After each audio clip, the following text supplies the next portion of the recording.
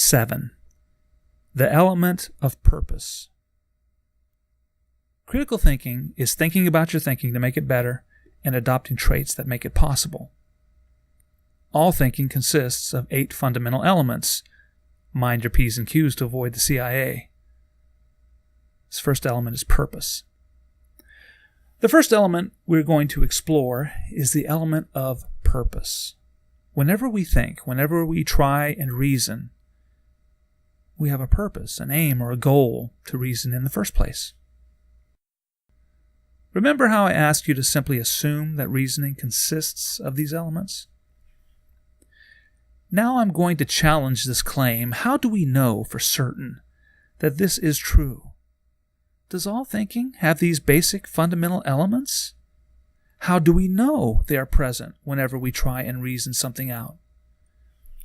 If all reasoning does indeed have universal elements, this is a powerful idea because it implies that you can always break apart thought, analyze it in other words, by identifying these particular elements. It gives you a starting place.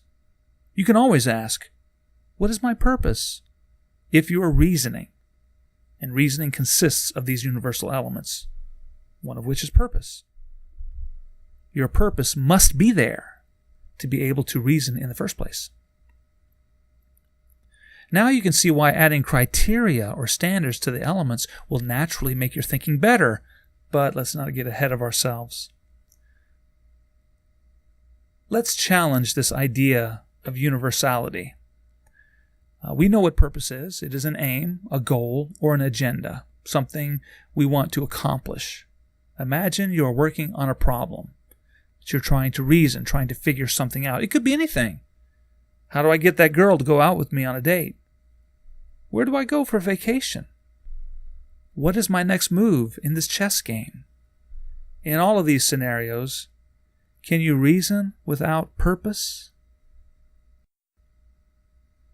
Try and imagine working on the problem of getting a girl to go out with you if you don't have a reason to ask her out in the first place. I mean, why bother? Do you even like this girl? Doesn't make any sense if there's not a reason. If you must want to be with her, you must want to get to know her or have some reason for asking her out. A vacation, that's an expensive thing. If you don't have a reason for going, a purpose for going, why would you go? Why not stay home? And if it's your move in chess, but you don't want to win, if you don't have a purpose for playing, what are you most likely to do? Are you going to continue or quit or give it a half-hearted effort? Most likely that would be the case. Whenever we are working on a problem, trying to figure something out, trying to reason, we must have a purpose. Thinking requires energy. Purpose provides the impetus to spend that energy. It is the why to our reasoning. Thinking can be hard work. Without a compelling reason, will the drive exist to solve the problem to the best of our ability? Can you reason without purpose?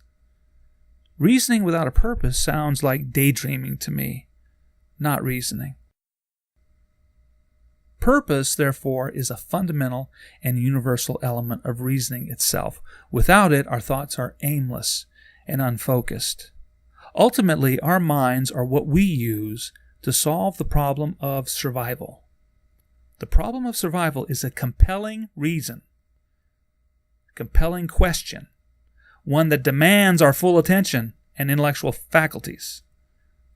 Purpose is the element that provides focus.